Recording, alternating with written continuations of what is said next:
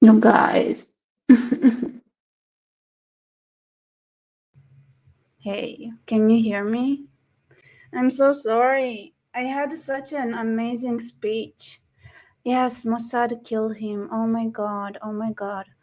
Why is everybody like I think I didn't see one person who didn't comment something in that or had something similar to say.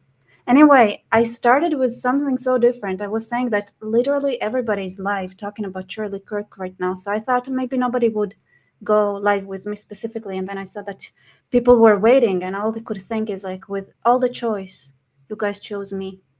Unless you have multiple screens, I don't know, but there are some people here, which I want to say thank you. You make me feel very special. Everybody that's here. No, of course, like someone says, I really don't think it was our government. I think it was a lone gunman or possibly two gunmen. It could have been the whole university. Did you see how people react? Have you seen how people reacted? I think, yesterday I joked. I said, I didn't, I said it's not too bad because like there was this shot and I thought, and I didn't see in the video that the crowd erupts in cheer. So I said, okay, it could have been worse. And then some videos start popping up with people who, waited a second, realized there are no more shots coming, and started cheering. Something that really happened.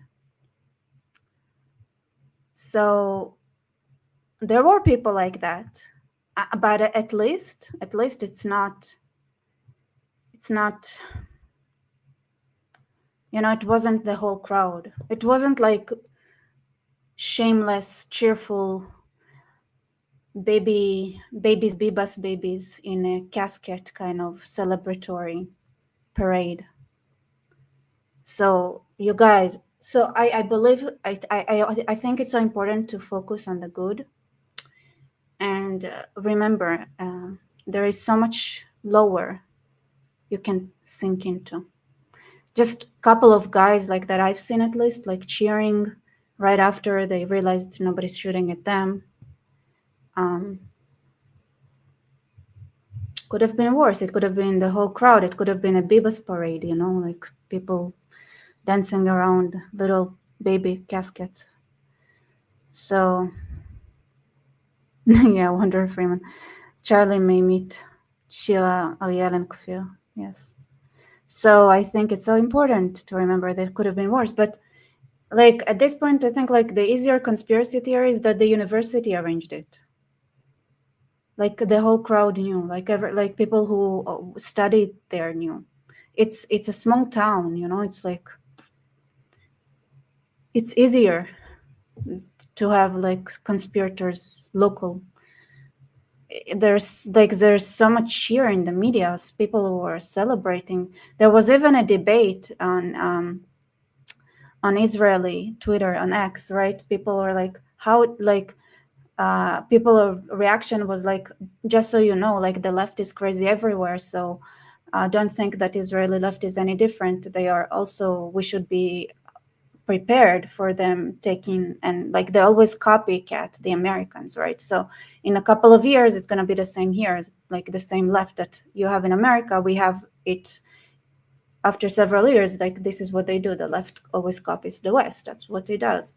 So there was a lot of that kind of conversation. The other type of conversation that was like people talking about like, I cannot believe that there are people who are cheering for this. And then at some point somebody said, what do you mean somebody's cheering for it? I didn't see one person cheering for it. And then their response was like, whoa, your feed must be amazing. And then they started arguing like, are there really Israelis that cheer for it? Or is it just people are saying that there are Israelis? And then at some point somebody said, like, show me the screenshots, because I didn't see, and I saw a lot of foreigners cheer. I didn't see any Israelis cheer. So there is one obvious, screenshot that they took, which is funny because the person who was like, oh, he kind of like, she was kind of celebrating his death, was Anat Kam. And I probably people here don't know who Anat Kam is, but she Now here's the fun part. I know like anti-Semites, like people who want to bash Israel, would cut the video where I say there's one person that like I saw this Israeli girl that was cheering. They would cut that part and would never get to the point where I say that this girl sat in prison for treason for several years. So she served time for treason. So people are like, are you really thinking that's an example? Like she sat in jail for treason. Like, of course you'd be happy. But her reasoning was he was an anti-Semite. That's why. And then people started arguing with her, like, no, he wasn't. He was not. What are you talking about? He was not. Yeah, and that is a monster. So basically that was the only person. And ironically enough, even though she said she was in jail for treason, her complaint or her claim was that he was just an anti-Semite, which most Israelis didn't agree. But it's an agenda that by the way, there is a lot of rumors behind the scenes that people are saying that Iran is going to attack or is preparing to attack. So that is another thing, but I said it. Now let's ignore it. So, sorry. Okay. So yeah, so there is that. I mean, she's set for treason. But the sad thing is like, there is so many bots right now who are pushing the agenda that, Charlie Kirk, he started talking against Israel, or he was asking questions. So Israel, like the Mossad assassinated him, which to me, I have two questions. It's just, I'm just a question. I'm a naive girl, right? To you guys, Westerners. Does anyone really believe that's crap? Like, does any person who said it, are they all trolls, or is there someone who really believes that? Like someone who thought, yeah, that makes sense. Definitely. It's like, what? Like, yes, of course, it's Ismail Haniyeh in Tehran. It's Eichmann in Argentina, and it's Charlie Kirk in Utah. Like, people, do people believe this? Like, there are other people who are, because like, listen, like, I get it. People who go around the world saying that people with penis are women. To me, it's like I think what they do is just they're just being terrorists. Like, right? It's like, look, I'm so mighty and powerful that you're gonna agree with me, even though we both know it's bullshit. Like, there is no one in this world who doesn't know it's bullshit, but because I'm so powerful and mighty and forceful, and it derives my ego, and it gives me like this good feeling in the stomach to make you so intimidated that you would agree with the most ridiculous claims, that I act like I really genuinely believe in it. Like, that's what I think. But then, of course, but I really genuinely think, just like we've realized quickly that most people claim to be anti-Israel, but when you actually dive into their private conversations, they are very clearly just anti-Semitic, and they know exactly what they're doing, and they believe in everything that they claim Israel is doing, right? Like, genuinely do. So the way they act is like, oh, no. I'm just anti-Israel. I feel like it's true. In general, I feel like they know that what woman is, and I feel like they know what a man is, and I feel just like they know what they want to do to the Jews, and they just use Israel because it's a manipulation tactic that they are aware of. They are 100%, like, I feel like they know what they're doing. That's what I feel. So it's like,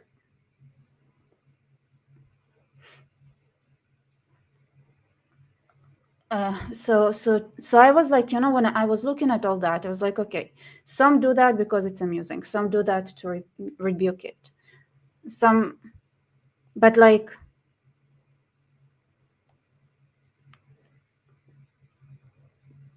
Is there anyone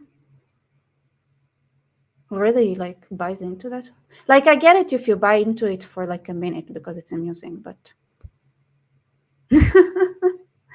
so that's yeah, there is some select few who are truly brainwashed. Yeah, the cult mentality, I guess.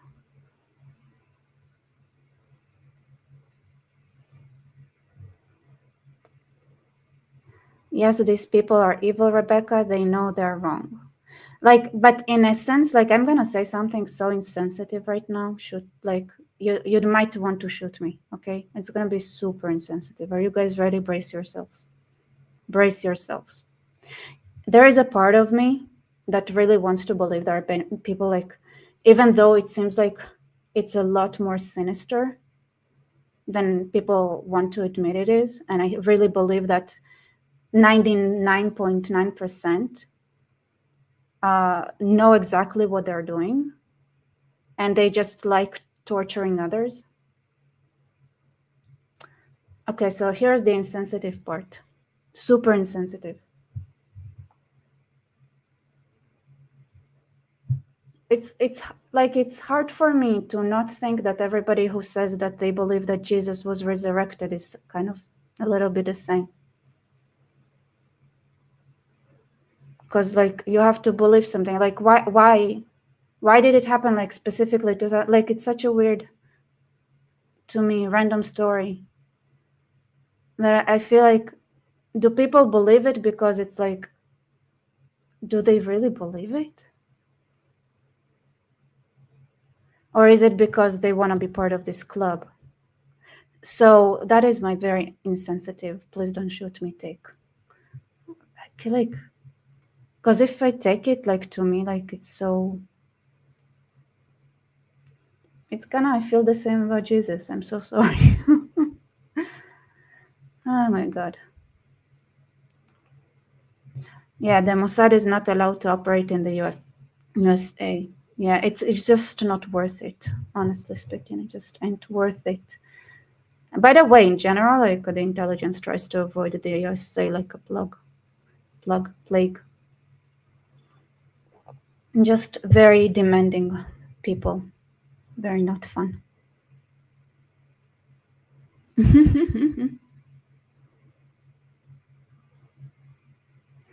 But yeah. But anyway, like at least I don't know.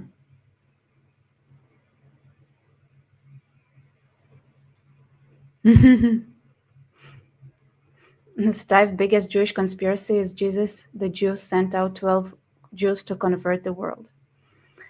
If you look at Jewish sources, you'd be surprised how much it's a real thing. And it's like, okay, like, because it was so natural for the Romans to believe that they needed like a visual, they needed a king. They already believed that kings represented gods. And then, it was a very natural thing to introduce something to represent God, and then be like, look, here are some great ideas that you should follow. This is a God like you like him, with a face. And there are a lot of like the Rambam, by the way, thought that Christianity is like a step towards accepting reality as is. But yeah, so anyway, I'm not hating on Christianity. I just really want to believe that people believe in Jesus. But if I accept as an axiom that people believe in Jesus, then I also have to accept that people believe that people with penises can be a woman. It's like my brain works like that. It's like, okay, if I accept that kind of axiom, but of course there is a way out, right? So I can accept it by saying, okay, some things it just people accept, and they don't think too much about it, right? Especially like if there are so many people who already accepted the idea, that Jesus is God. Even Jews are like, sure, Jesus is God. Like, they're not going to come and argue with you about it unless you argue with us about it. And even then, it's like, bro, like, okay, fine, like, okay. Then it's an easy way out, right? So just don't think about it, just accept it. But if it's like something that you meet in the bathroom every day, I just struggle. And if it's like there are so many Muslims everywhere, like, you can see already, come on, at some point that's forceful thinking. Shana, thank you for Je suis Charlie. According to Bert Ehrman, it's common for people who are grieving to see those they loved in visionary experiences. And yeah, Ehrman has some good lectures. Yeah, it makes sense. It happened to my grandma. Jesus didn't come to her, for those wondering. It was her sister that came to her. She passed away before that, so she had visions of her sister. Is my grandma's sister Jesus? Anyway, I don't know. I don't want to think too much about it. So yeah, a lot of people try to speculate, of course, who did that, what did that. And I was talking about it with my friend, and obviously the most obvious is that it's the trans community, I think, was number one. He said, it's the hormones especially, they make people crazy, really, really crazy. So they could do crazy stuff.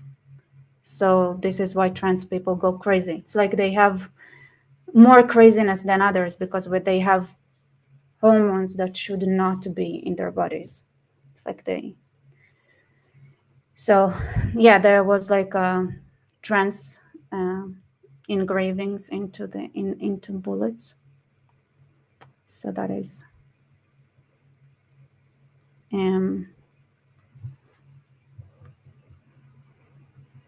yeah, so that's the trans activists. Like the other option, communist. I don't know. Like, here's the thing. I don't think he's a good target for Islamists either. I'm not sure he is. I'm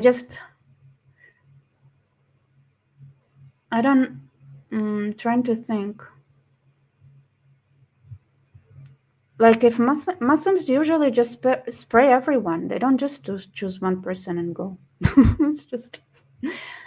But it also, to me, the reason I named it, like, what was Charlie really the target? I was also thinking that it's a very, like, it's the 5 minutes after his death, they started spreading all kind of conspiracy theories, which the bottom line of is dividing the core population, right? Dividing the core population, right, left, trans. It's a lot more effective than Muslims versus not Muslims, because first of all, Muslims by nature, they separate themselves anyway. And the way they operate is by creating ghettos from which they can attack as a collective. Versus when you want to break down a society, then it makes more sense to, like, you could have a gay member in your family, right? So if you have that, and then you insert a little bit of misunderstanding and ideological differences in that family, then there is going to be an explosion and the family falls apart. And then people as individuals they're weak. And it also makes, like, so that kind of narrative makes sense. Also, narrative makes sense is like the Trump versus not Trump, right? It's the libtards versus normal people. It makes sense because, like, you're gonna have people in the same family that are and Muslims, what they do is, if you convert, you're not part of your original family anymore. You have a new unit, and they're gonna separate you anyway from your original unit. Like they are separate. They don't operate that way. So if they, so it's a very different kind of operation. But it makes sense that they would they wouldn't want to do that themselves, right? Because at this point they don't have big enough enclaves. They're not strong enough. They would want to agitate other people to do those things, to create and prepare the ground, right? So before October 7th, like one of the notes that Yahya Sinwar had is he talked about all the messaging, all the media messaging, and he was obsessed with watching all the Israeli media, all the news channels in Hebrew. His Hebrew was excellent, and he knew exactly how to tick the Israeli society. So he would make those statements. He would find ways to insert statements in the media that would really, really break apart the Israeli society. And when on October 6th, it was like, okay, like now these people are like at each other's throats. Let's go. So they did it to us. But yeah. Wait, there's I feel like I wanna. Shauna saying, also as a Christian, I am not offended. It's good to have living model for Saint Thomas, doubting Thomas. I don't know what is Saint Thomas, doubting Thomas, but thank you.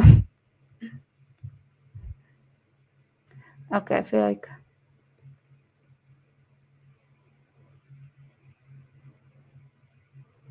Yep, they're blocking park and alcohol in Boston, I think. Huh.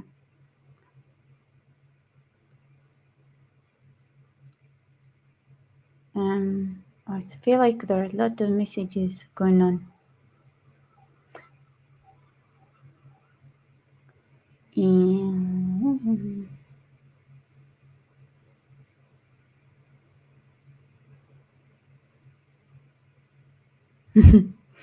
All right. Are there any? Is there any question for me? Am I just trying to figure out what you guys are talking to with each other, for in vain? So here is I'm gonna react some videos. People have a lot of comments. So see playlists. Just react a little bit of different things. Mm-hmm.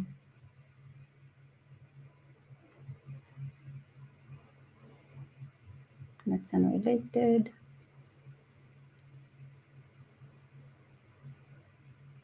Oh yeah, there are so many videos of like leftists celebrating.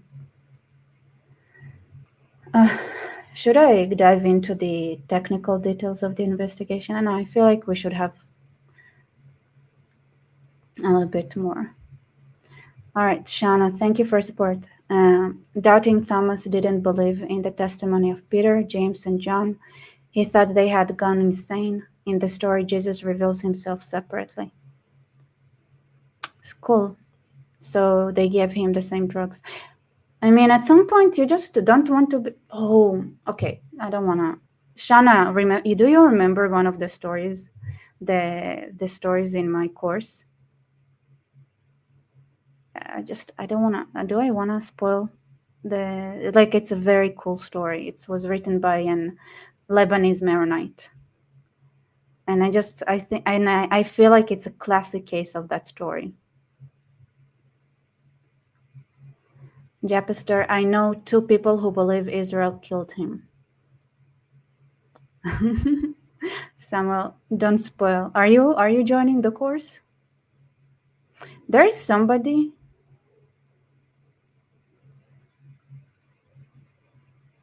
Hello. Yes, I remember with the prophet. No, there wasn't a prophet there. There wasn't a prophet, but. Oh, by the way, is there anyone here who signed up to the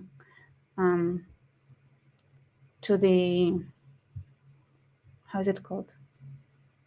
When the free course ticket, right? The spot that like joined the wheel.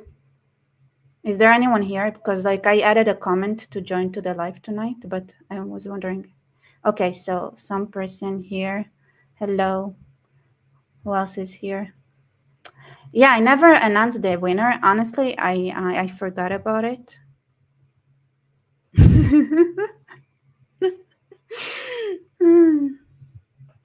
So I wrote everyone to join up.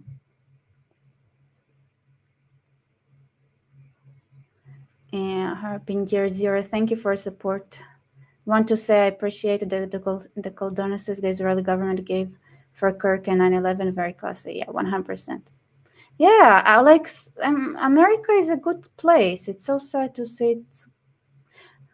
I mean, I always feel like when I want to say something like that, I feel like I need to remember my own backyard. I don't know if you guys are crazier, or is it just because like you're farther away that it feels like you guys are crazier? I don't know. I always thought like it's always so much more terrifying to look at wars from outside the country that is warring. And that's how I felt when I was like in previous wars, when I was outside of Israel and I was looking at the news versus when I was experiencing it and looking at exactly the same news. And people were like, friends from outside of Israel would be like, oh my God, it looks so terrifying. And I was like, what? It's not that bad. I was more stressed looking at things in the news than I was when I actually lived through them. So that's one thing that I feel like it's hard for me to comprehend. So, Quantum, thank you for support. All colonialism is dangerous. Lebanon, Syria, Egypt, Syria again, Muscat, etc. are 3,600 years old Jewish Hebrew names, not, Arabic names. Well, yeah, but it's not necessarily Jewish names. It's like Western Semitic names. It's like mixed up. Also, like Arabic is, yeah, it's not that far away. It's not like it's completely different. Yeah, 100 watching. Subscribe, please subscribe, like. All right, so I don't know.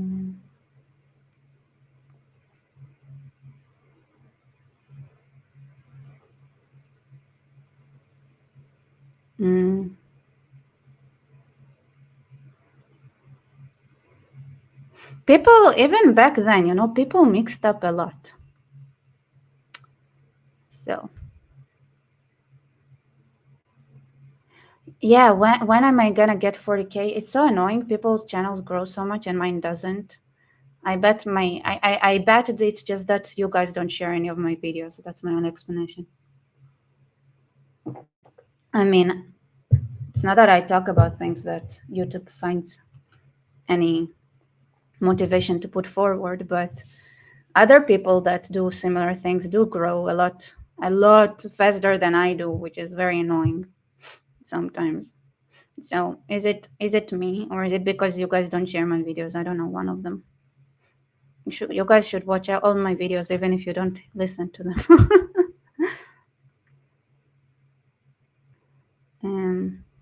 All right, so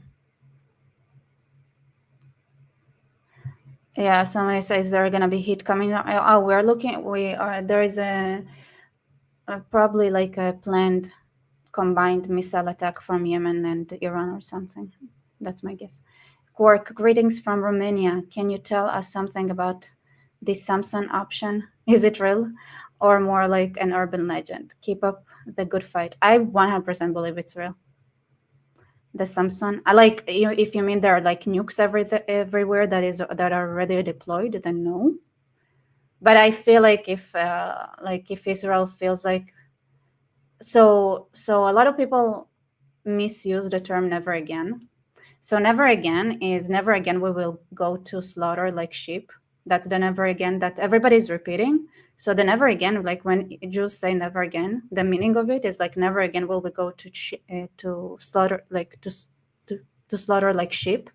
That's the never again we learn. Meaning, if we're in the situation like that, go crazy. Take as many Nazis as possible with you. That's the point of it. So it's actually this is like the lesson from the Holocaust. It's a Samson option. So never again is the Samson option. Yeah. All right. Let's see what other peoples are saying.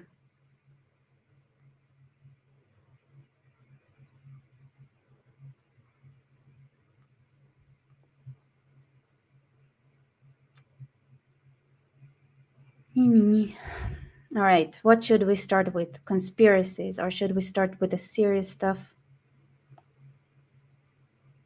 No, I don't like that option. Okay, let's choose this one. All right. So we have here the images. I feel like those things get like out of date so fast. And how far do you think he may have gone in this time? So I can't comment Already. Okay, specifically. next. We're taking you live to the US, where Commissioner Bo Mason is providing an update on the assassination of Charlie Kirk. The significance of the day. And said to me, "Oh, I'm so Oh, happy this is Charlie hilarious. Kirk is dead." Did you guys watch this? And it's time for Lefties Losing It. And tonight's edition of Lefties will feature some of the ugliness, some of the utter depravity that has followed the murder of Charlie Kirk, a thoroughly decent, principled man brutally murdered today, and the soulless ghouls of the left. Like, look at them. Like, they're having fun. They're celebrating. Why do you need conspiracy theories? Look how many people are willing to do that without being any part of an organization. Like, well, breaking news, folks. Seems somebody just took a shot at one of the Fanta-Fascist's favorite 5-mile-wide mouthpieces, Charles Chuckle Kirk. hey, I don't want has to. not been shy about showcasing their ugliness, their utter callous depravity. This is what leftism Right, does to your next. mind and soul. I love it. This is what leftism does to your mind. I love her. She's awesome. All right, next. Yeah, that's another one of these ones. Like, what are they thinking? When you tear out a man's Oh, tongue, that's you're not it, proving that's him a it. lie, I you're never merely remember telling what I the was world watching. that Hilly Billy left, 100%. you're afraid of what he might have to say. My name is Stefan Thompson. I'm the founder of Visegrad 24. And What was he saying? I'm sorry. No, Charlie Kirk. What? I mean, he did. The thing he did was that is genuinely true. Who is that? Okay. Hear about new. I just lost my track and thought. Yeah, I mean, he did convince people to vote Republican. So that's a lot, I guess. That's a big one. But other than that, like, yeah, he actually just debated people and just presented the opposite opinion, I guess. And that is too much. So I guess he did do a lot. Here's the thing, because he was such a mainstream. Well, yeah, I guess there is a lot of reasons. I convinced myself. today's video is an impromptu video about the act of terror on Charlie. Yeah. Anyway, I don't know if they feared what he was saying. I feel like they feared that the fact that he was actually talking to people that others deemed crazy and irredeemable. Charlie Kirk's life. It's one of the most single shocking events on the political right in the last few decades. To the people I spoke with last night, I spoke with numerous influencers, content creators, people like us who put things out online. And all of us were saying one of the most consistent things that was being said by me and many of my friends was that this was much more personal than when Donald Trump was targeted in Butler, partially because this Yeah, because it's just a person.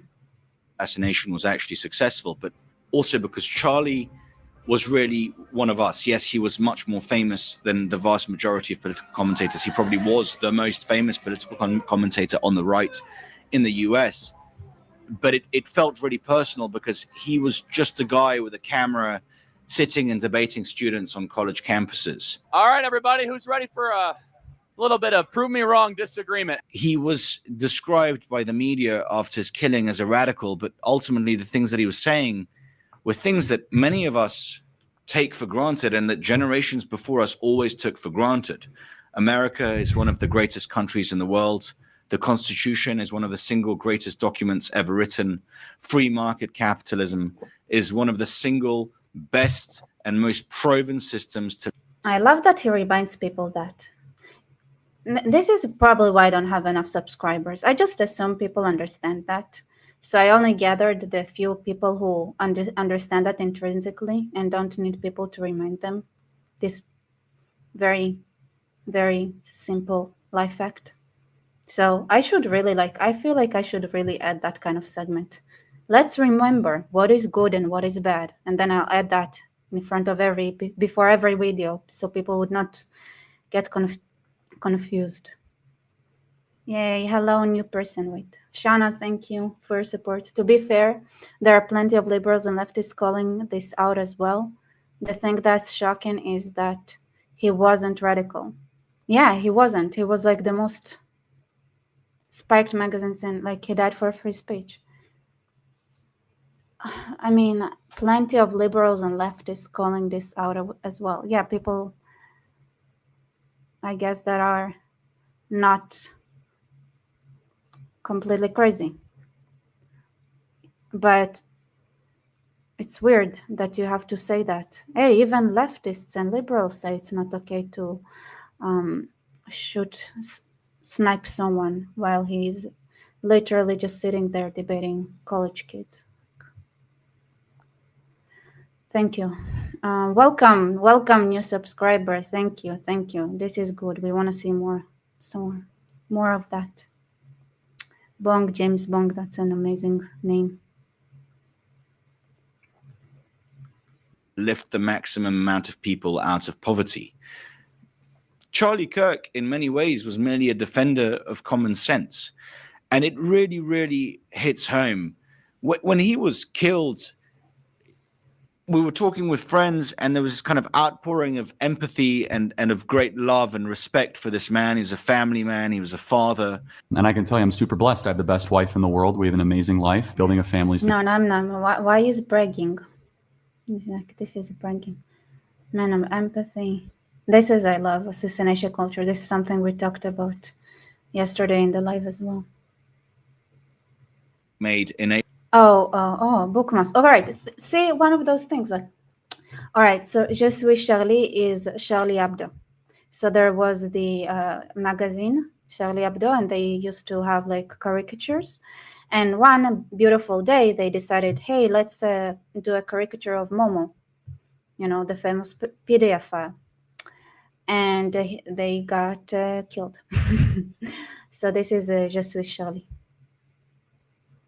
I'm Charlie, and that's the second time where it's Charlie.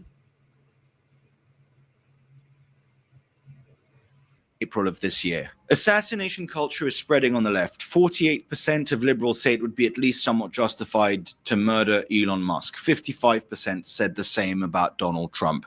In California, activists are naming ballot measures after Luigi Mangione.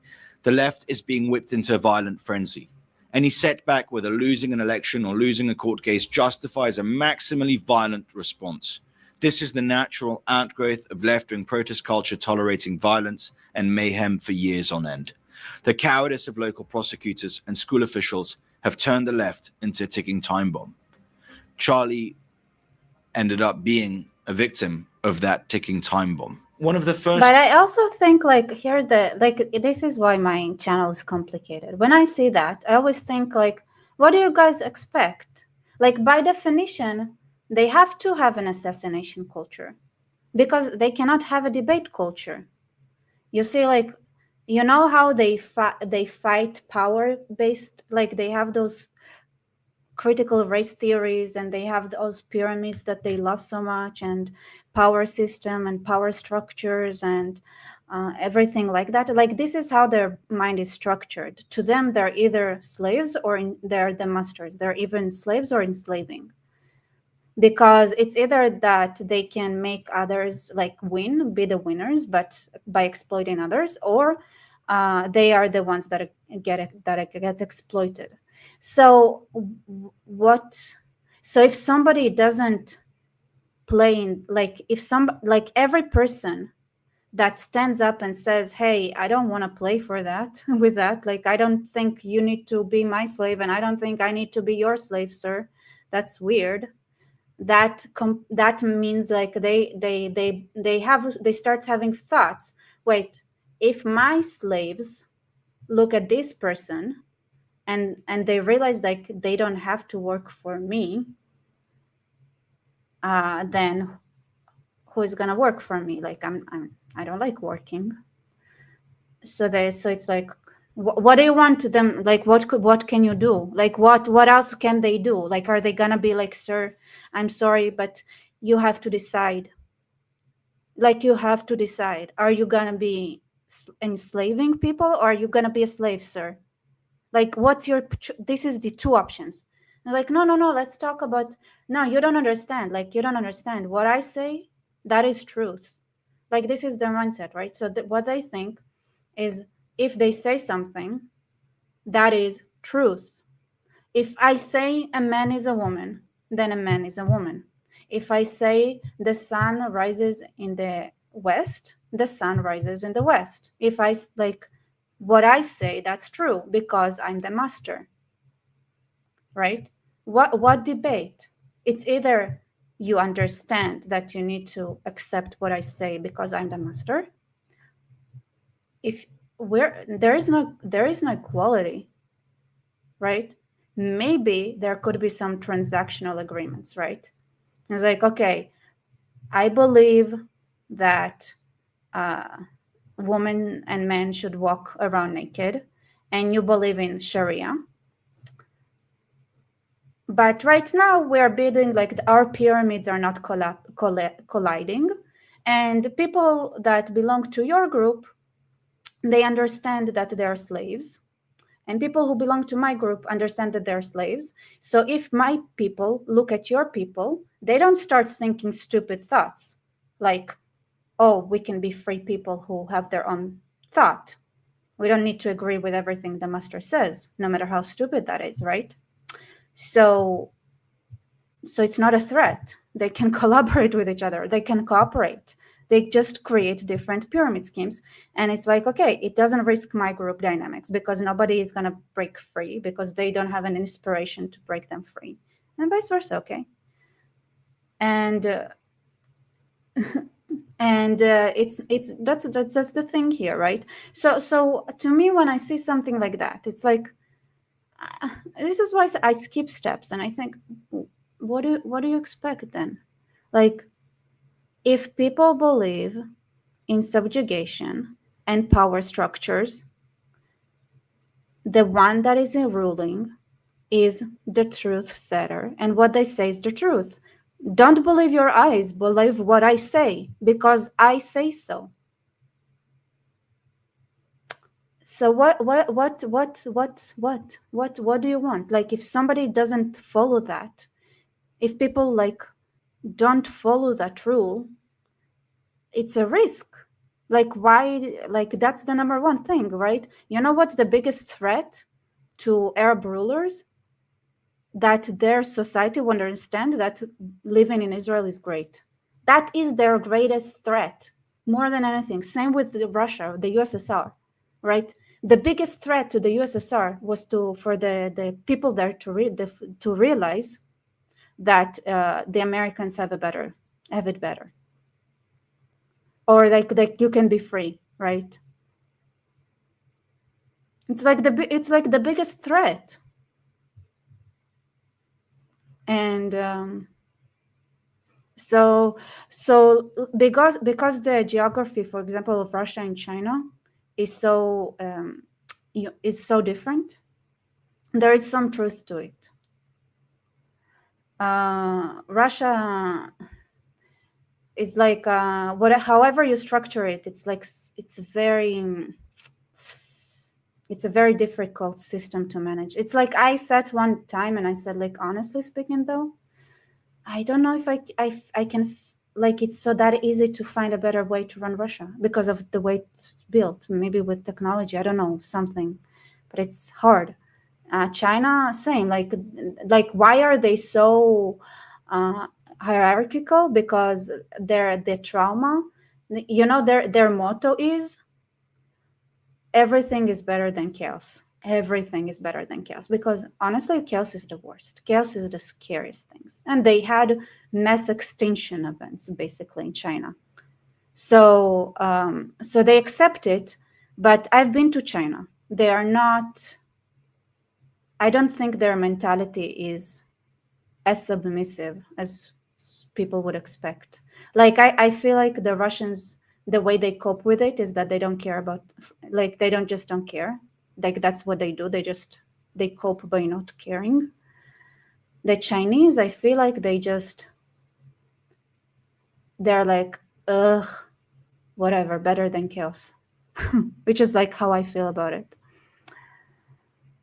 I was so impressed. Like I was super surprised when I was in China, when I realized like what the Chinese are like. I was like, oh my God, like they're like, they literally, like, I feel like it's the way they are. It's because everything is better than chaos. Everything is better than chaos, right? It doesn't come from like true kind of, because in Arab society, like it's true. It comes like it's genuine. They're genuine, like it's genuine. And in Russian, it's like out of, I don't care. But in China, it's like, whatever. It's as long as it's not chaos, you know. It's such a different things. Anyway, so it's just the feeling I got, and so it's very hard to build something properly from the get-go. The Americans managed to do it, and it takes a miracle to build something from the get-go that is correct. Anyway, like here's the question. Like, to me, when I look at that, right, what do you want them to do? Like, there is no debate, because in debate you have to, it's not about finding solutions. They are not trying to find solutions. They're trying to assert dominance. So debate is compromise. It's a different game. So of course, what do you want to, like, they don't want people who they enslaved to think that they can be free. So they, what do you want them to do? They have to, sorry for all the movements of the mic. Like, what do you want them to do? They have to assassinate them. What else can they do? It's like, that's my thought. And like, Nate, I talked to a Chinese guy who came to America back in 2020 during COVID and asked why Chinese would allow such strict measure. And he said basically what you did about no chaos. Yeah. By the way, I heard a lot of people who were angry with Israelis for cooperating and being so draconian with their measures. So I thought, like, when people asked me about it when COVID happened, and I said, like, listen, I don't know like much about COVID. My dad works in the hospital and he's very wary of it. And like I had, like, my friend's dad passed away from it. And I was like, listen, I understand the measures, right? I was like, as soon as we can break free, we should.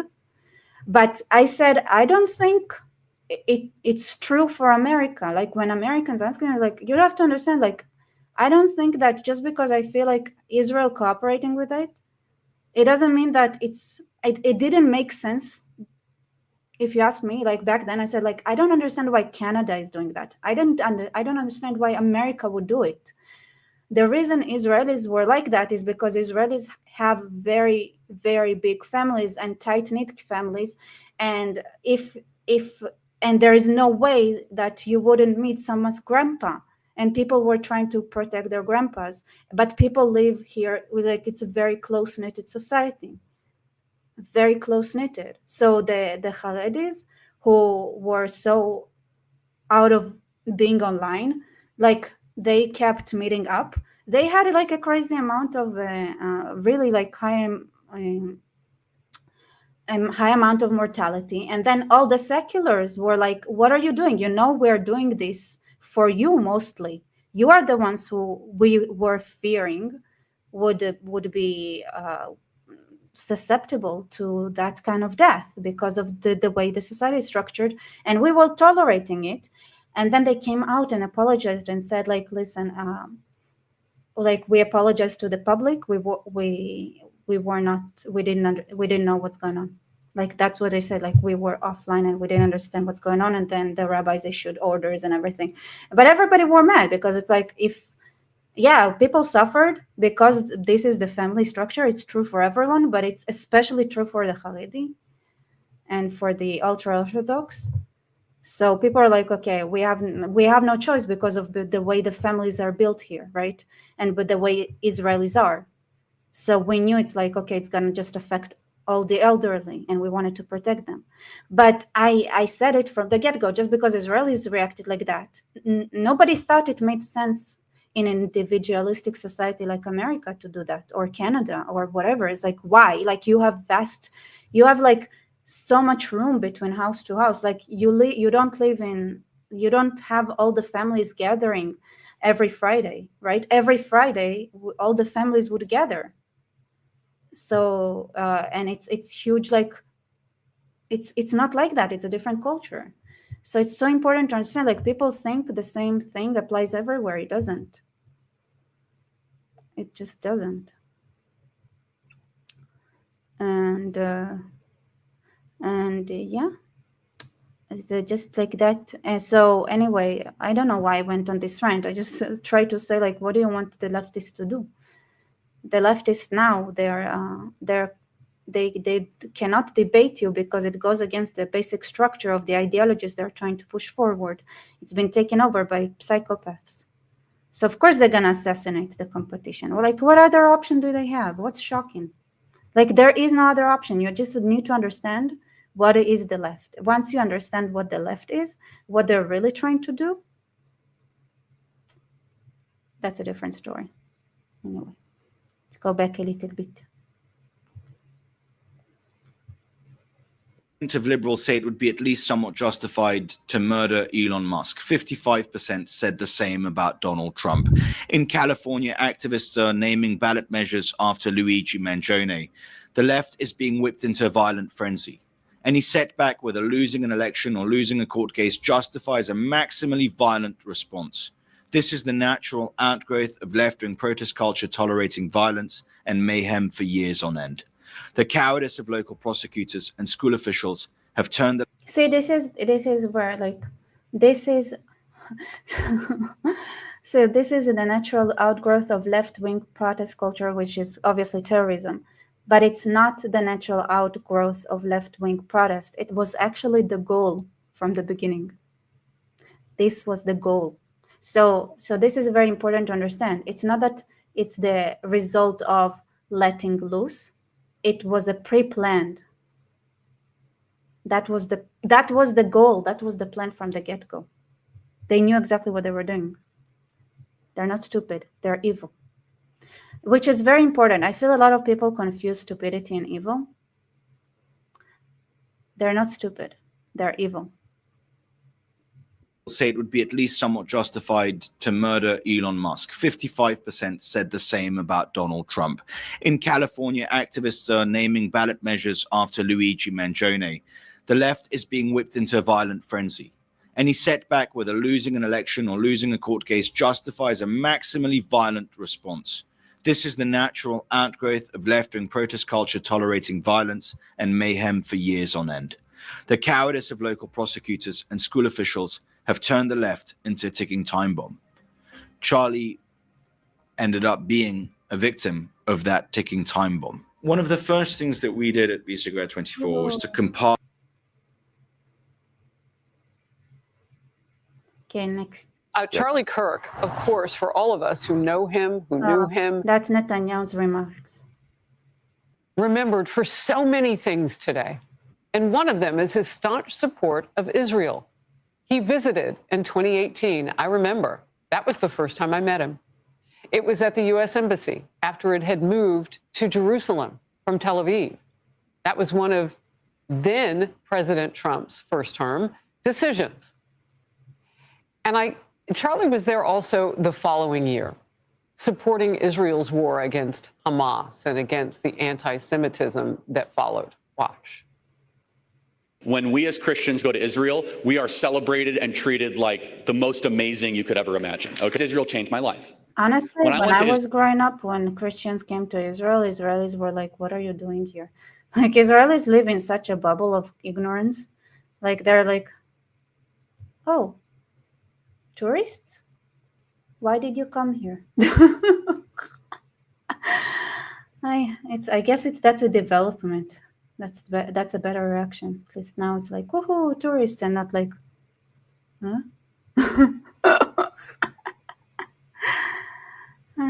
Peter Norman, how can someone move to Israel? You must have a job first and get a visa. Honestly, it's the only country I would like to move to. Yeah, you can get a visa for some professionals, but you can also convert to Judaism and live as a Jew for a year and then apply for Aliyah if you want to do it like that as well. Israel. I was reading Bible stories my whole life as a committed Christian. And all of a sudden, I had a life-changing experience. The nation of Israel actually has a place in God's plan for us on this planet. There's something special about Israel, and I think we have a moral commitment to that land. The Israeli community has been very welcoming of us as Christians and our faith to the homeland. And oh my God, can I tell you something? Because I just saw this comment from Bong James. Well, it's like, well, I am the same way, I suppose. If I see tourists in West Kentucky, lol, like, why are you here, lol? So, okay, so when I was little, I was like 6, 7. I exited my house. Don't just accept everything I say from now on without questioning my parents' parenting skill, okay? Oh, because like, okay, just turn off that kind of thinking for a little bit here. Anyway, I was 6 or 7, so I went. So we had the park, like the building, and then across the street there was like a garden, which I used to go and like to play, and I went down and I saw an African American, like a Black American woman. And I just looked at her and I was like, and she asked me like, where is something? She came to me and asked me. And I was like, you don't speak Hebrew? She's like, no. And I was like, you're like, she's like, yeah, I'm from the United States and everything. And I asked her like, do you live here? And she was like, no, I'm a tourist. I was like, a tourist in Kfar Saba? There are tourists that come to this city? I was so shocked. I was like, what? And she was like, yes. There, you see, here's a tourist that came to your place. I am a tourist that came home. Like, yes, 100%. Like, I was like, did you lose your weight? I was like, this is not Tel Aviv. It's like something like in this, like, Jerusalem is there and Tel Aviv is there. Like, what are you doing? What? And it's like, I was like that for like at least 10 minutes. Poor woman, tried to find out where she needs to go to. I was like 7. I was like, I don't know, young, very young. First of all, it was surprising to me because she was Black American, African American.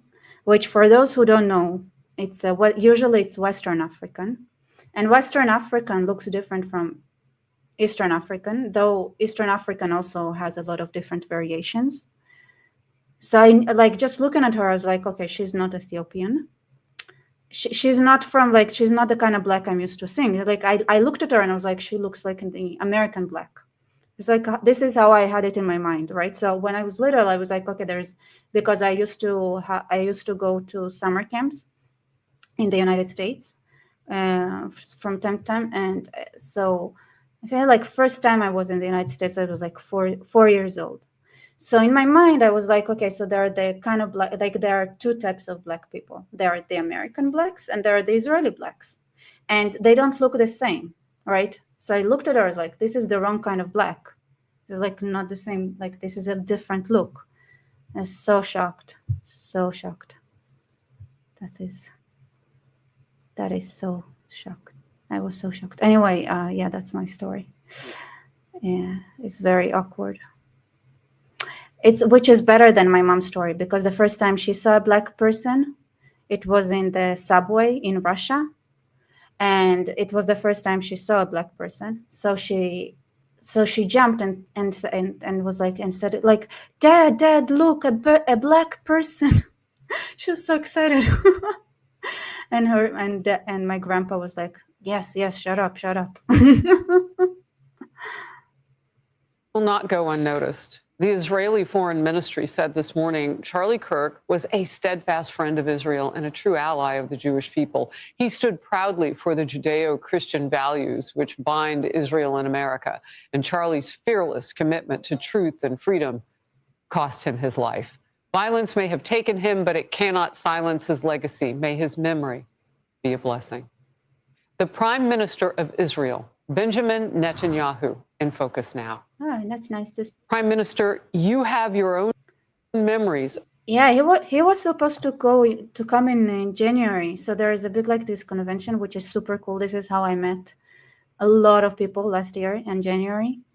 And that you know, I realized like I was supposed to meet Charlie Kirk, and I didn't because of technical reasons now. All right. Of Charlie Kirk. Please share them. Well, Harris, before I do that, I have to say that we're just heartbroken. Myself, my wife, my family, my son actually, on his 2019 visit to Israel, had lunch with him and his wife, Erica. We're shattered first as human beings because a great human being has been taken from us. Was an extraordinary friend. He said, he wrote me a letter on May 2nd this year. He said, one of my greatest joys as a Christian is advocating for Israel and forming alliances to defend Judeo-Christian civilization. A few weeks before the tragedy yesterday, I called him and I spoke to him and I said, please come to Israel. I invited him to Israel. And sadly, that visit will not take place. But he was a defender of our common Judeo-Christian civilization. He was unbelievably excited to walk in the footsteps of Jesus here. He valued our bond, the bond between America and Israel. He did so many things to defend free speech. He had his truth. He stood up for it. But he said, you can come and debate me. He invited that debate. He certainly didn't invite the violence, the horrible violence that tried to silence him. And, this is a worldwide problem. The people on the extremes, the Islamists, the radical Islamists, and their union with the ultra progressives, they often speak about human rights. They speak about free speech, but they use violence to try to take down their enemies, whether it's President Trump, who's been almost assassinated twice, or, they try to kill me here too. But they got Charlie Kirk, and it's just heartbreaking. Yeah, the young people in both our countries look to him, and I don't know what is being said with regard to that right now in Israel, but I am curious. I mean, he is a beacon for so many in his young generation. Your last quick thought. Look, sometimes people can be irreplaceable. Charlie was 31 years old. He was a great hero of our common roots and common culture. My own brother, Okay, I want to comment here real quick. Because like he said, like he's irreplaceable. So this is something I've realized more and more with time. So on one hand, people will tell us we're special, but not but there are people, there are some combinations or some kind of people who really are irreplaceable, like really objectively are. Like you can say, okay, so Charlie Kirk and Ben Shapiro, they kind of play on the same niche. But Ben Shapiro is not, I think Charlie Kirk was like almost 2 meters. So the amount of charisma and effect that a person that is that tall could have is not a Ben Shapiro amount of charisma and effect, right? So, and it's significant. It's like it makes a significant difference and in being able to shift people's minds, right? Especially when people are very impressionable and mostly decide what to support by which one has the more amount of good-looking people. So yes, it's like you need somebody who's that tall, and by the way, like got married properly. He did what needs to be done. So the fact that he was married, had children, like all this family thing, it's so important because there are so many people right now, right? So many men who give like tips on how to be a husband and everything like that while they party, or they're single, or like he like. No, it's like traditional family values, go back to the basics, and he applied it. So he did so many, ticking so many boxes, and he was willing to go there and debate and be polite, right? Like I cannot, it's like my biggest thing, like I'm older than Charlie Kirk, but I don't know how old I'll be before I'll manage to not roll my eyes like to the, all the way to the other side of my skull before I can listen to people making the most stupid ideas and claims without making a face that clearly indicate that I think their IQ is underneath the table.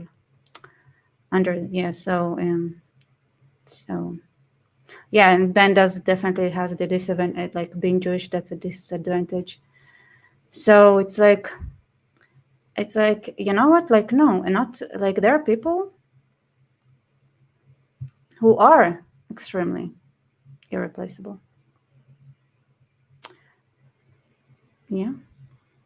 Also, by the way, like people love talking about Mossad operations. Do you know what it takes? Like one of the biggest reasons, like why Mossad is probably not involved with Epstein files is because the Mossad is an institution that has a relatively high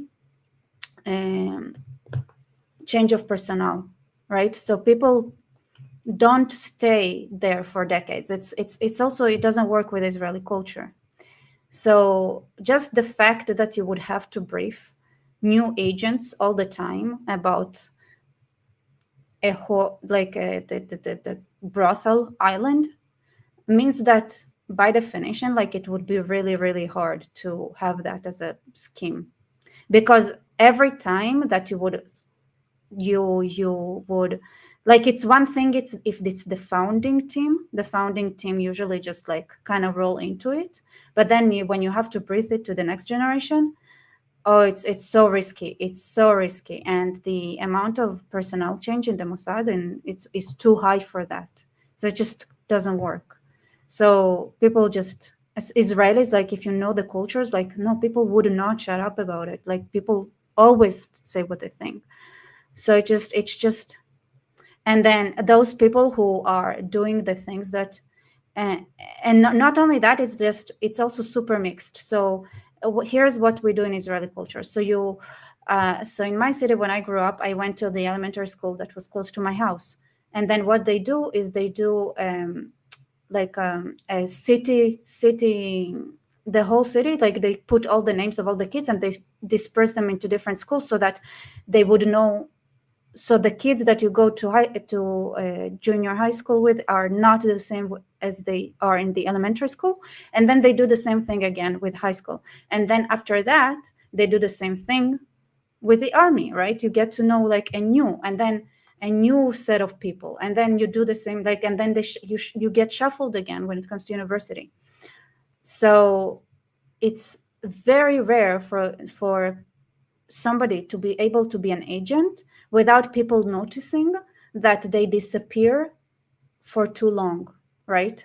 So another like thing that is would make it very too, or maybe too obvious, is this: for too many people, if somebody is just has to pay something double for too long, like, people would recognize him, right? It's so hard, like, not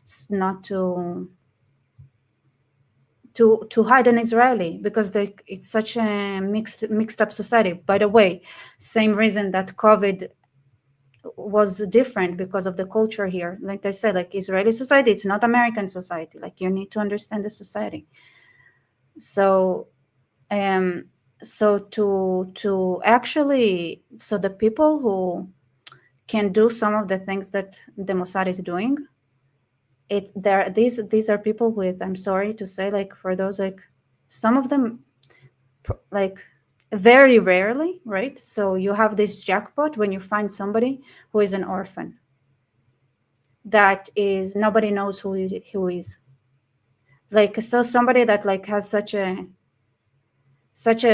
crazy, like, life story, that it's the very rare case that Israelis wouldn't, like, notice, like, the society wouldn't notice. So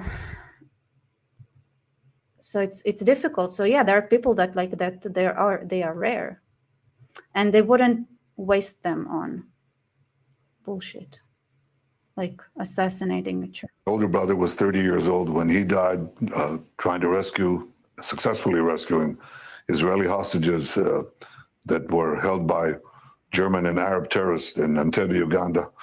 And I often I thought about my brother all my life, and I think of Charlie. I'll be thinking of Charlie all my life. You know, they're gone, and maybe they're once in a generation, but generations then live by their legacy. Amen to that. That's true. Prime Minister Netanyahu. In this video, we're going to talk about Israel. Does anyone like him? I love his accent so much. I love him. He's so funny. But I just thought, like, because it was everybody talking about Israel, Netanyahu, and the conspiracy that to kill Charlie Kirk. I was like, I actually didn't watch the whole thing. I just watched, like, from the end. I just watched the ending, honestly, but I just watched a little bit. Israel, Jews, Charlie Kirk, Ben Shapiro, Benjamin Netanyahu, and essentially try to figure out who killed Charlie Kirk. So yes, this is going to be a really, really heavy and hot one. So let's get started with an interview between Charlie Kirk and it goes Ben through Shapiro. all those points where it's like, oh my God, Charlie Kirk. And like, look. It's like he ticked, like, he annoyed the Jews. Right, so here. By the way, I saved your comment because it made me laugh. Maybe they killed him because his wife had long blonde hair and it was very, very pretty. It's like, are you thinking, like, it's the trans activist who was like, I want that hair as a wig? Is that what he was thinking? Because, like, I feel because in that case I feel like that's too complicated. But anyway, I know the Romans used to do it, right? The Romans used to take hair from the German peasants because they liked it and make wigs. Shauna, thank you for support. Also, Charlie is a Christian and also talk American. I love Ben, but Charlie would reach different tribes. Yeah, 100%. You need to see people like you, right? So it's like we make fun of diversity, but it makes sense. You want some representation. You want some representation of who you are. I don't know why I feel like there is a situationship here with my face and Jesus Enrique Rosa's face. Just put him small. Okay. Does it work? No. I did something wrong here. Small. in which Charlie Kirk, as in many other videos that we're about to watch, he was, let's say, he talked about the idea of criticizing Israel. And this is a video, and take a look, pay close attention to Ben Shapiro's body language. Charlie, we've pushed back against the media on COVID, on lockdowns, on Ukraine, on the border, on so like maybe we should also ask a question: is the media totally presenting the truth when it comes to Israel? Just a question, that maybe we shouldn't believe everything the media says, because I don't get like why can somebody say that it's somewhat even a little bit anti-Semitic. I mean, I guess he would explain himself later, but yeah, I think we can take it for granted that there is absolutely no truth about anything that the media presents about Israel. Even in the most right-wing media and the Fox News don't really present the truth about Israel, because the truth is way more shocking than people want to hear. It's not just there is no genocide in Gaza. It's also that these are very disgusting, deplorable kind of culture that should go extinct. I've been conditioned to ask a lot more critical questions over the last couple of years. So, Ben, some people would accuse Israel of wanting to ethnically cleanse. Some people in the Israeli government are saying, again, it's all over the place, right? You have opinions all over. In your opinion, what would a good outcome 5 years from now be? And how does one respond to the claims of ethnic cleansing? So, of course, people have all sorts of theories. Yeah, like I don't understand what's the problem here. This one is, I don't get it. I believe that one day, in 5 years, when people would say, hey, what about ethnically cleansing the Palestinians? People would be like, oh yes, that's the thing to do. Like, this is what I'm like them one day, like in 5 years, right? When people are like, they be like, why is there no ethnic cleansing? Why is there no ethnic cleansing? Right? And they're gonna be protest about that. It's like, it's not okay. That's the future I can see. Is that, Charlie was asking uncomfortable questions. And by the way that Ben Shapiro reacted when he was... Well, of course it's uncomfortable. How do you say in mainstream media? It's like, in 5 years, I see people saying, I see that if Israel is not committing any ethnic cleansing, the West would be like, what are you doing? If you don't do if you don't take part in the great cleaning of stupid ideologies that we do, it's gonna fail. We all know that, like, if they're, it's just the way you fight infection. That question, when he raised those eyebrows like that, I'm gonna play this on mute. You can see he did that and then had this face after Charlie say, hey, why can't we just criticize Israel in some way? Then, that they're all... I have a lot of criticism. Why is there no ethnic cleansing? That's my criticism. By the way, it's so funny, because when I went to Liverpool and I talked to this guy in the street, working class man, when I was like, you know what, I love the Brits, I'm for Britain. And we just talked, and he said, yes, I know there is no genocide, like there is no ethnic cleansing. And then I looked at him and I said, yes, there isn't. But I don't think it's something we should be really proud of, honestly. And he was like, yeah, there should be.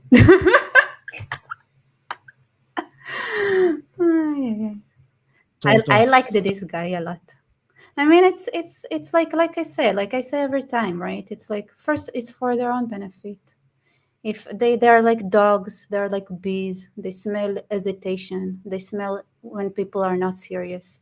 And unless they understand that this is serious, they're not going to change, And most of them, I think, wouldn't change either way because they don't know how to be. There's only one way they know how to be. And unfortunately, that is, off online. But before we continue, I want to make some kind of a disclaimer. Maybe not a disclaimer, but get something out of my chest. I see online that when people talk about Israel or the Jews or even Bibi Netanyahu, they use these terms like interchangeably. Like it doesn't matter if they're all the same. which is absolutely absurd.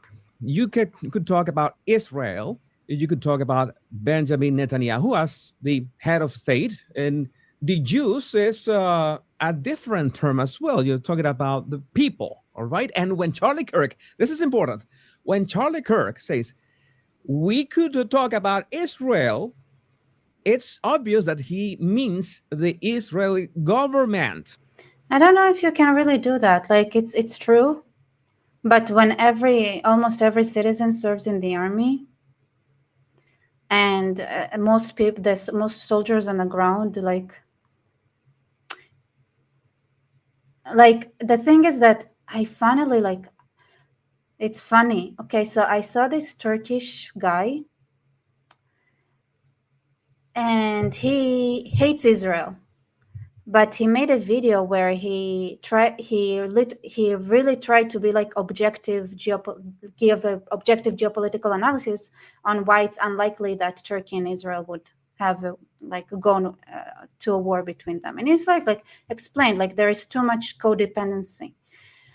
And then people in the comments were like, oh my God, so you are pro-Israel, this is Israel propaganda. And it was like, I saw in every comment, it was like, no, no, but this is it's a scientific geopolitical analysis. I hate them, like blah blah blah. But this is a video, like can you not understand like what the video is for? And what he did there, which I feel like he hit the nail in the head. He said, I look like the Israelis. If it was up to the common people, right, they would go way crazier. And they said, like, you need to understand that Netanyahu is the way Netanyahu is portrayed a lot of times in the media is that he's crazy, he's everything, and things like that. In reality, he's very chill. He's very chill. He's very pragmatic. He has patience. He's like, let's do things when they are right? Like we strike when it's the right moment to strike. It's like, not yet. You know, it's like, wait, no, right? Kind of guy, like kind of person.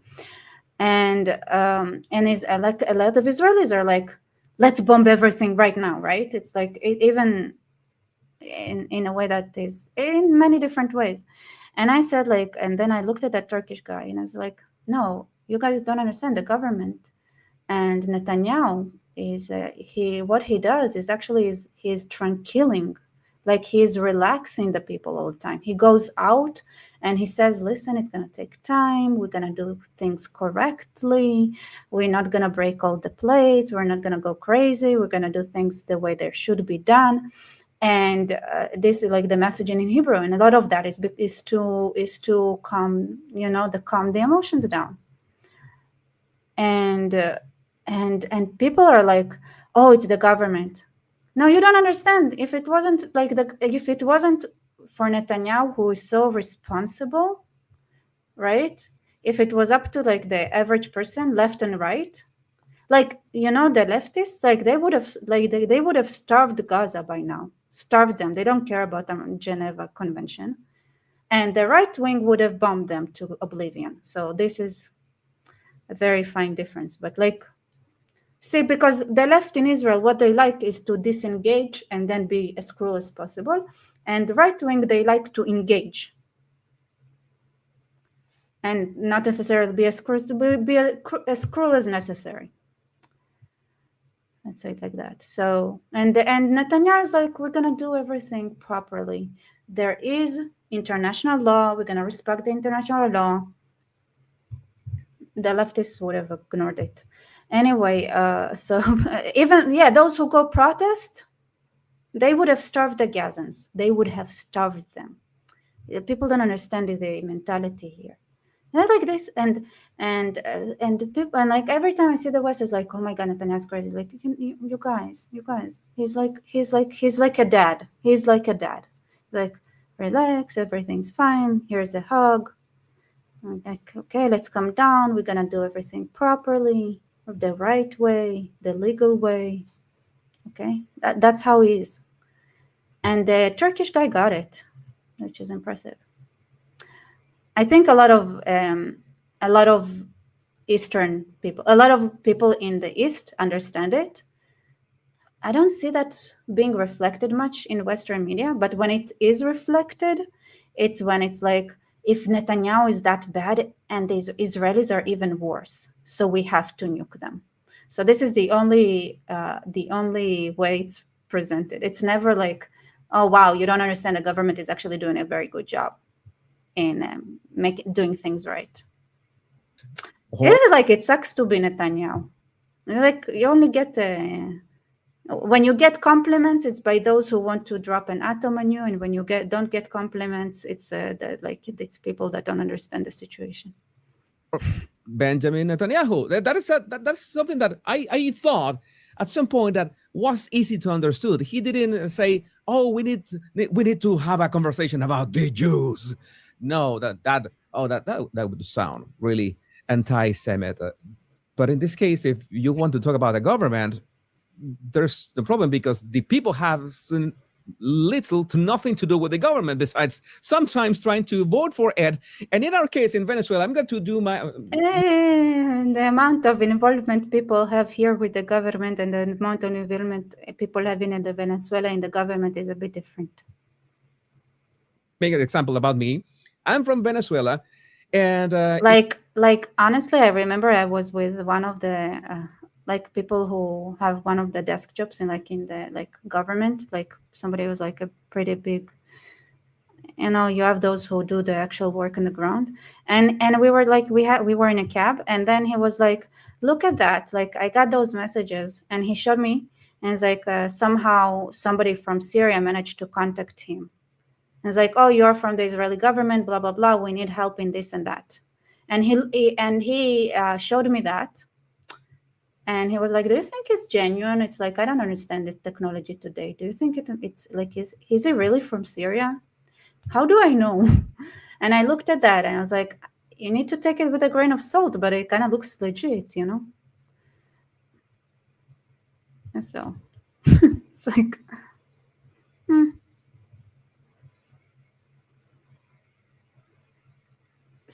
yeah, it's like if you want to find your path into talking to people, then it's possible. It's a very chaotic system here.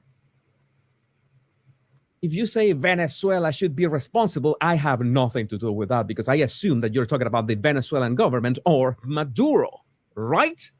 Right? Because if you say Venezuela, yes, just so you understand the context, right? So it was like, So it was like, should I really do you think it's genuine? Should we send humanitarian aid or not? It's like, are we making that decision in a cab right now? Okay, you're getting closer to yours truly, but still, I am, let's say, an individual entity that who was born in Venezuela, but I could disagree with other Venezuelans, and I, of course. By the way, this is an important point. In the end of the day, Israelis are very stubborn, and they do whatever they want. So it doesn't matter. You can have you can have the most personal relationship with everybody in the government, with everybody, and Israelis just do whatever they want. Honestly speaking, if they don't want to do what you suggest, you want to. They're not gonna do it. It doesn't matter who you are. It's true between all. Israelis are like that. It's like, I love you, and then they can argue about something passionately. And Israelis are very stubborn. It's sometimes it's hell, especially in business, when people like I want to do it my way. It's like, so why did you hire an expert to give you advice exactly if you just want to do things the way you think things should be handling? And all Israelis are like that. And it's beyond that. I'm not responsible because I cannot control the next person. It's insanity.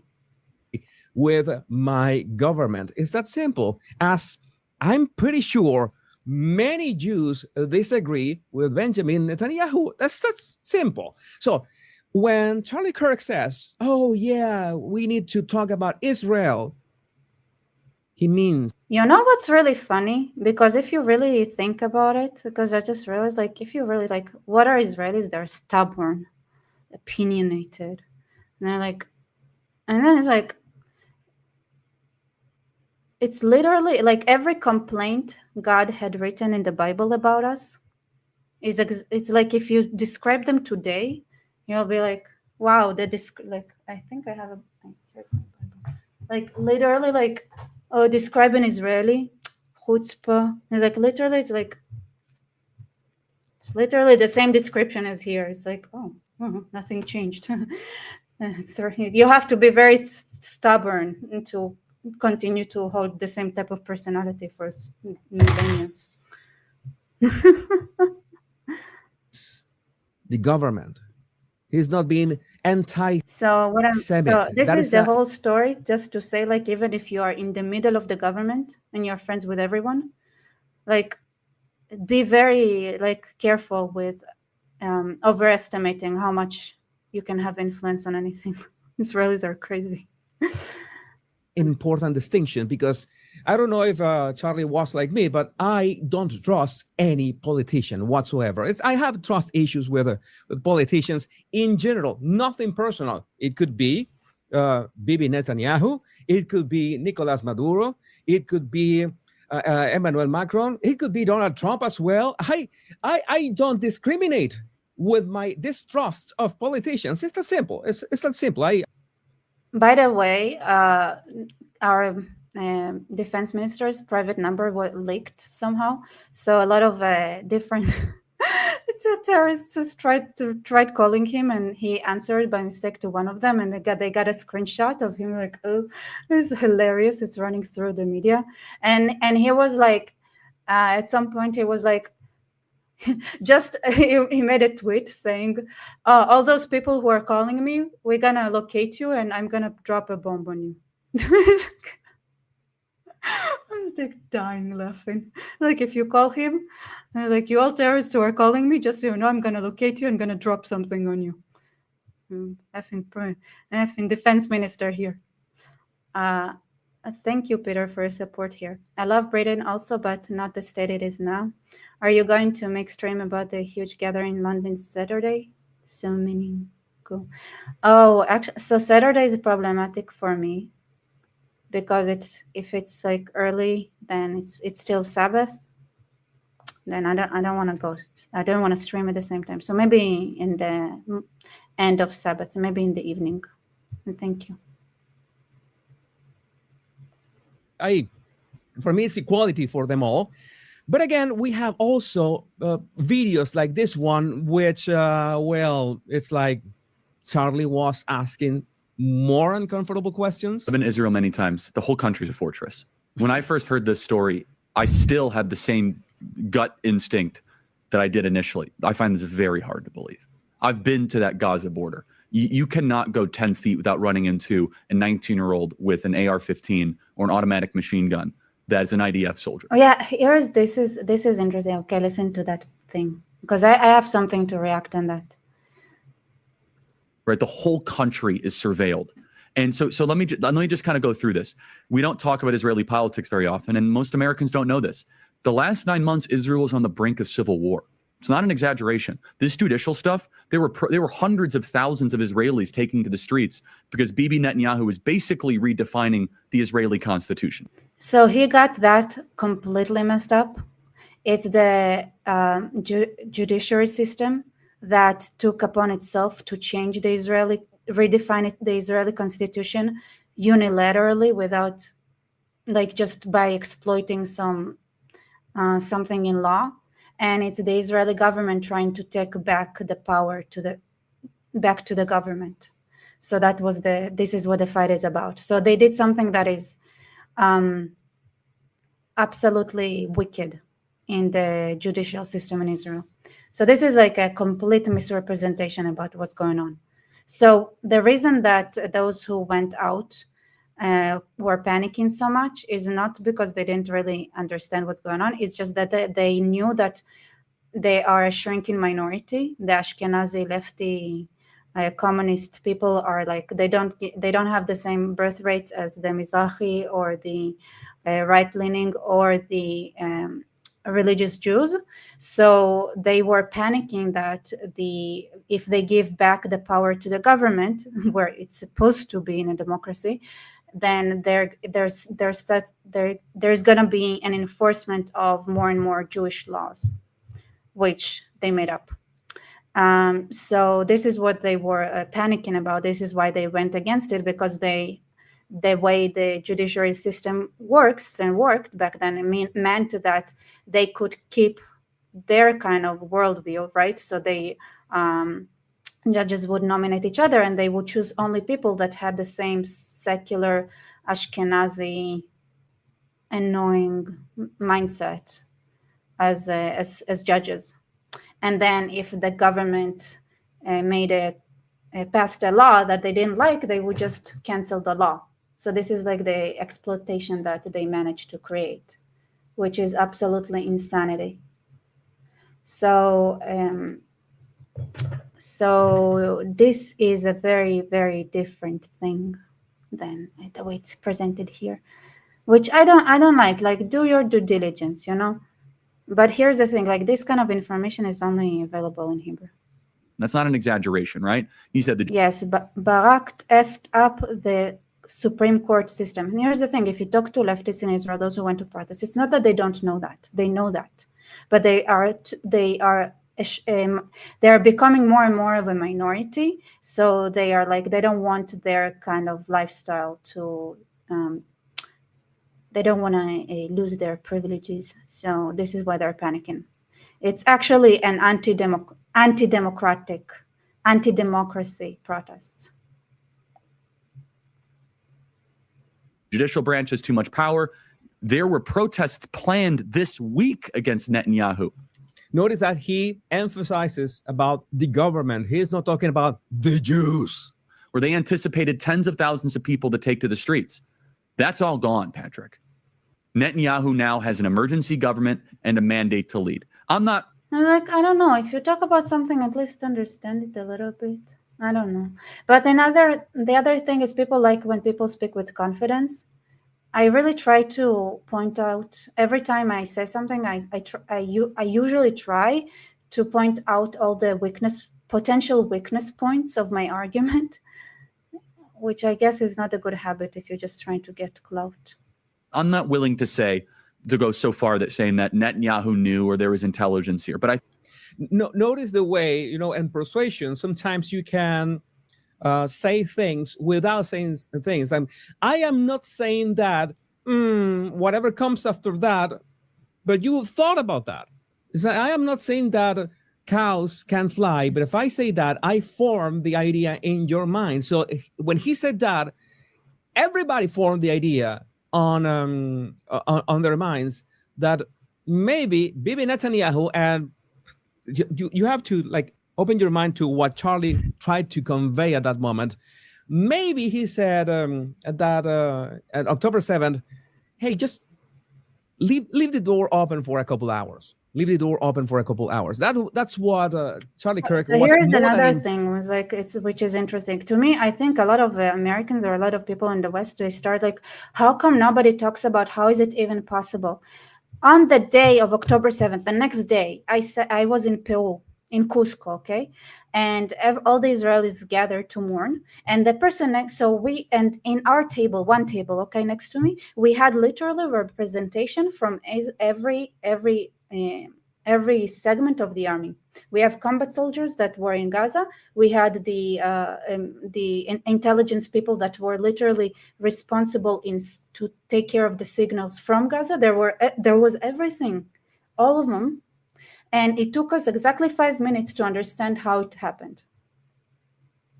And so everything that was like confidential, and it took like years to confirm, I knew the next day, just from like gathering intel from different elements. It's not that, it's just that you have to settle in your mind like different aspects. And like, how does it happen? It's a bit complex. It's just a lot of like convolution, which is like related to each other, right? And the things are related. Like if you have one form of degeneracy, then you're going to see more forms of degeneracy, and idiocracy and things like that. Just happens. So there's like, it was not that difficult. Like they anticipated that the attack would come from Lebanon. So most forces were, and the most complicated arena when it comes to geography to defend is Judah and Samaria. So they focused their forces there because that was the most complicated arenas to defend. That this is where they thought, like they expected a simultaneous attack from several fronts, right? So they had to split the forces, and they focused on and for different reasons, like the Gaza thing, it was there was literal technical issues that I can lay out, but I don't want to because I don't know how much of it is confidential. But there were several elements. It was planned ahead. They had hackers from outside of Israel that helped them close some. In a way, I don't want to, like, I don't know. I don't want to mix up what's available, what's unavailable. But it's like, you can imagine, it's something that was planned by a lot of people that are not stupid. Yahya Sinwar knew exactly how to play the Israeli media. This is what he focused on. Okay, Iran has computers and hacking capabilities. It's not one thing. It's like it. This is why I was so relieved on October 7th. I was like, it was supposed to be a multi-frontal attack that would have caused like hundreds of thousands. Like, it could have been awful. And Israel was in such it's such a catch-22 kind of, like, such a complicated situation to be at, that it was the left was so strong, like that it also and it corrupted so many high-ranking people in different places in our society, that even though like people knew, like that it was such a plunder, if everybody, like, it was so clear that if Israel does something first, then we will lose because we're gonna be under siege. It was such an awful position where they have to start as well, because Israel was in such an terrible, like, I remember I thought Israel gonna go extinct during Obama times. Obama was so dangerous. All the years when Obama left office, I supported Trump from the get-go, by the way, from the first elections. Like, I was like, Obama was so scary. It was such a scary time. And then Biden was the continuation of Obama.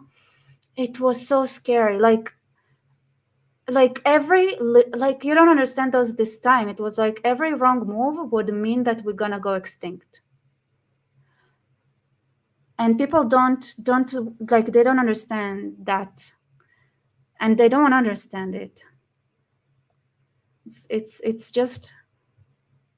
not a small thing. I was when October 7th happened and I realized the scales and what happened, I cried so much for, like, thank goodness, we're saved. We're saved. This is a situation where we can climb out of. It was such an awful, like, there is a reason I was not in Israel the year before. I just couldn't handle it. It was such a scary year. Scary, terrifying. And I was like, the relief. I feel like I remember, like, the crying. I was like, oh my God, we like, there, like, it's like those moments where, like, even cynical me, like, there is a God. I was so, like, Obama was so terrifying. I don't know how to describe it. I remember the absolute,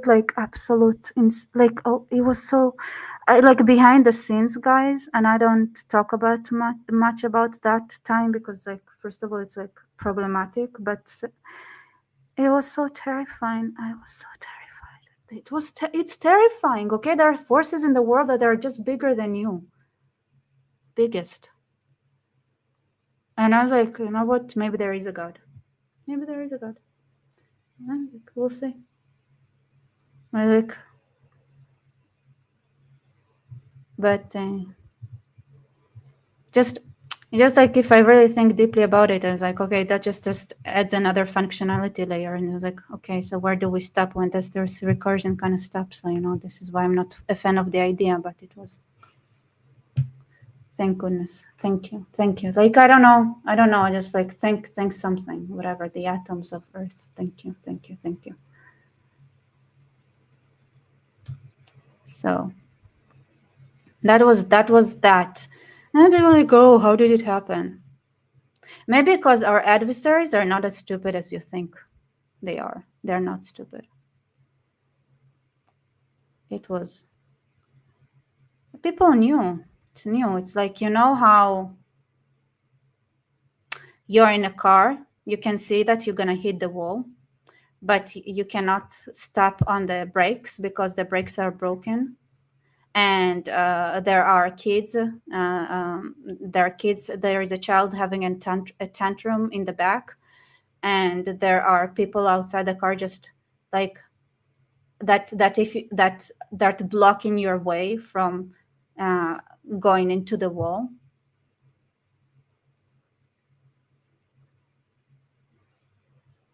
It's like, and then October 7th happened, and somehow you managed to like slip through, like it got damaged and like it was awful and you were in hospital, but like you somehow survived it. And it's like, what? Anyway. Blind in that interview. Yes, exactly. They underestimated the trans people. Now Kirk is dead. Exactly. Like, there are things that are like, is so terrifying. Yeah, we still get missiles and sirens all the time. I can like, now that I think about, like, I cannot describe, like, when October 7th happened, I was like, oh my God. We're saved. Saved. That's like my reaction. Anyway, these people bring me bullshit. You with a PBD. I think some questions need to be asked. By the way, the media in Hebrew and Israelis, they speak about it all the time. Like, there is no such thing like, why nobody's talking about, like, how can it be? Like, you know, it's like asking, like, why do the Chinese never talk about, I don't know, books? And like, did you try searching the word book, not in English, but in Chinese? Not Chinese talking, like, don't search Chinese talking, Chinese people talking about books, but literally search the word books in Chinese. Did you consider that? Like, did you consider that it might be just in Hebrew? Was there a stand down order? By the way, this is like why everybody talks about, like, it's easier to talk about languages you understand. It's the way it is. It's like, not all the data is in the languages you speak. That's the reality of it. A stand down order. That is the correct term. And there's a pause, a very uncomfortable pause, a very dramatic pause, because, yeah, it's, I'm not going to lie. I was not a political commentator at the time. I had nothing to do. Yeah, like Charlie Kirk, like, why weren't you wearing a vest? Did you not know people wanted to kill you? Charlie, I'm so sorry. It's like such a disrespect for the dead. But it's also like, understand how it feels for Israelis, right? It's like they went through a tragedy. And it's like, how come you didn't defend yourself? Charlie, how come you didn't wear a vest? How come you didn't have anything to, why was there, like, why nobody checked the rooftops around where you were?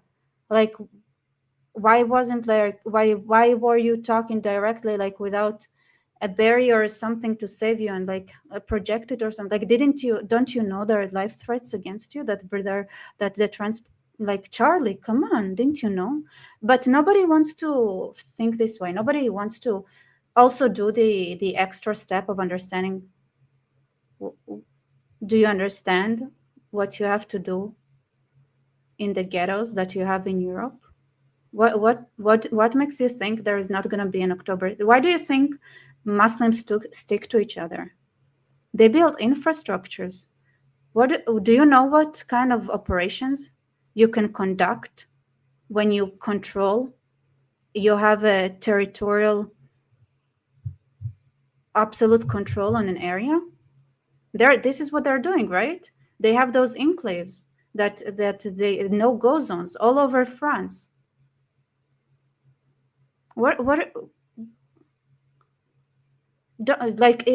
Don't you see where it's going?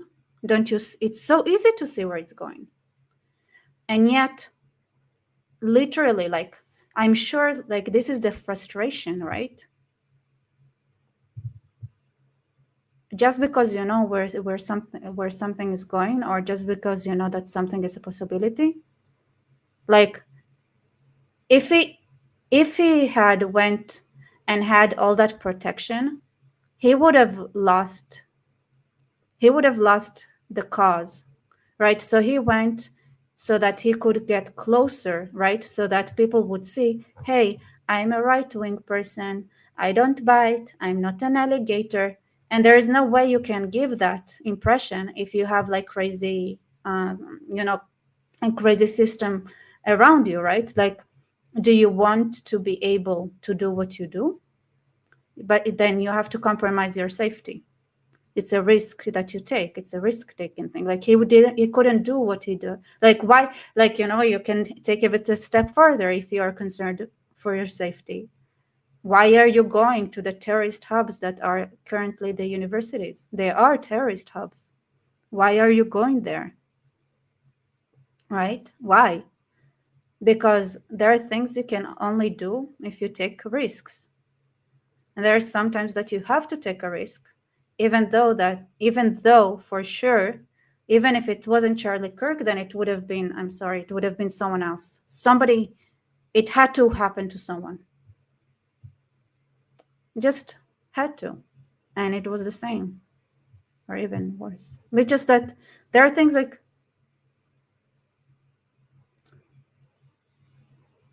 step by step. With politics, I was not talking about that, but when I saw the news, and I've always praised Israeli technology, and I said, how can this exactly happen if the country is essentially this mega vault that? Well, no, thank you, but things can get hacked, and not only that things were hacked, they also knew and found exactly the whatever. Anyway, they found the points of electricity and hit them directly first, and then they neutralized the some systems. Things like it's not that hard to imagine how you can do something when you have an entire who knows how many live in Gaza population. So 100% like the thought directed at only destroying you. It's like they're not stupid. They're evil. They're not stupid. They're just evil. Just the adversary is also not stupid. How about that? You cannot just open or violate or enter without being reduced to smithereens. Is there a stand down order? 6 hours? I don't believe it. Israel's the size of New Jersey. When I took a helicopter ride from Jerusalem to the Gaza border, it's 45 minutes. Stand down order. Did you ever hear of the concept of Sabbath? A lot of idiots just close their phone and we're like, oh, it's Sabbath. I'm out. It's not a stand down. It's a closing phones. It was a holiday as well. And then it's like, yeah. It's awful to do that. But it's very hard to explain for the layman. They're like, no, keep your phones alert all the time. Like, you have to convince the rabbis that it's okay. Like, no, even it's even in ancient times, the Romans and the Greeks were making fun of the fact that if you want to conquer a Jewish city, just invade it in the Sabbath. They're always unprepared. It's like they're always unprepared, always. For the last 3,000 years, it worked every time. Yeah. All right, I think I'm gonna wrap up because it's a lot of talking. Exactly. Thank you everybody for being here. Like, comment, subscribe, share my videos, share it with your friends. Come on, we need to grow my channel. Help me. Help. Thank you. All right. Good night, everybody.